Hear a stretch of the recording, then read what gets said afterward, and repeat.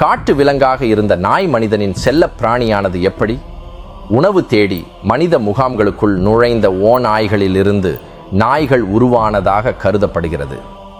ஓநாய்கள் உணவுக்காக அங்குமிங்கும் மோப்பம் பிடித்து அலைந்து கொண்டிருந்தன. அவை பழக்கப்படுத்தப்பட்டு மனிதர்களின் வேட்டையாடும் தோழர்களாக அல்லது காவலர்களாக சேவை செய்திருக்கலாம். அனைத்து நாய்களும் அழிந்து போன ஒற்றை ஓநாய் இனத்திலிருந்தோ அல்லது அவற்றுக்கு மிக நெருங்கிய தொடர்புடைய சில இனங்களிலிருந்தோ தோன்றியதாக ஆய்வுகள் தெரிவிக்கின்றன. உலகெங்கிலும் பல இடங்களில் நாய்களை பழக்கப்படுத்தும் நிகழ்வுகள் நடந்திருக்கலாம். நாய்களை பொறுத்தவரை அந்த துவக்கம் எங்கு வேண்டுமானாலும் இருந்திருக்கலாம். இதனால் அவை வளர்க்கப்பட்டதன் துவக்கத்தை மத்திய கிழக்கு போன்ற விவசாயம் தோன்றிய இடத்தோடு நாம் இணைக்கலாம். என்ன நடந்தது அப்படிங்கிறது நமக்கு உறுதியாக தெரியாது.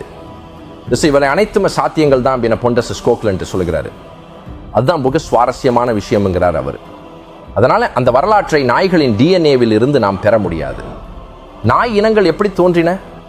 நாய்கள் பழக்கப்படுத்தப்பட்டதன் வரலாறு நிகழ்வுகள் நிறைந்ததாக இருந்தது. ஆரம்ப நாய் வளர்ப்பு எப்போது அல்லது எங்கு நடந்தது என்பது தெளிவாக தெரியவில்லை என்று டாக்டர் ஸ்கோக்லண்ட் கூறினார். மீதமுள்ளவை ஐரோப்பாவிலிருந்து வந்தவை அல்லது ரஷ்ய புல்வெளியிலிருந்து வந்தவை. ஆசிய நாய்களின் வம்சாவளி சிக்கலானது.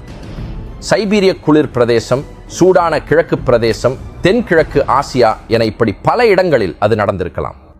சீன நாய் இனங்கள் ஆஸ்திரேலிய டிங்கோ மற்றும் நியூ கினி சிங்கிங் நாய் போன்ற இனங்களிடமிருந்து தோன்றியதாக தெரிகிறது. மனிதர்கள் அடர்ந்த குடியிருப்புகளில் உருவாகும் கழிவுகளால் ஈர்க்கப்பட்ட எலிகள் போன்ற விலங்குகளை கட்டுப்படுத்த பூனைகள் பயனுள்ளதாக இருந்திருக்கும். தென்னாப்பிரிக்காவில் உள்ள ரோடீஷியன் ரிட்ஜ்பேக், மெக்சிகோவில் உள்ள சோலோயிட் ஸ்குயின்ட்லி போன்ற நாய் இனங்கள் அந்தந்த பகுதிகளில் இருந்து பழங்கால பூர்வீக நாய்களின் மரபணு தடயங்களை தக்க வைத்துக் கொள்வதாக ஆய்வு முடிவுகள் வெளிப்படுத்துகின்றன. நியூகினி பாடும் நாய் அதன் இனிமையான சத்தத்திற்காக அவ்வாறு அழைக்கப்படுகிறது. 6000 ஆண்டுகளுக்கு முன்பு மனிதர்கள் விவசாயம் செய்ய ஆங்காங்கே தங்கிய போது பூனைகள் போன்ற பல விலங்குகள் நம் செல்லப்பிராணிகளாக மாறியிருக்கலாம். ஆக்ஸ்போர்டு பல்கலைக்கழக ஆய்வாளரான கிரெகர் லார்சன், நாய்கள் நமது பழமையான மற்றும் நெருங்கிய நண்பர்கள்.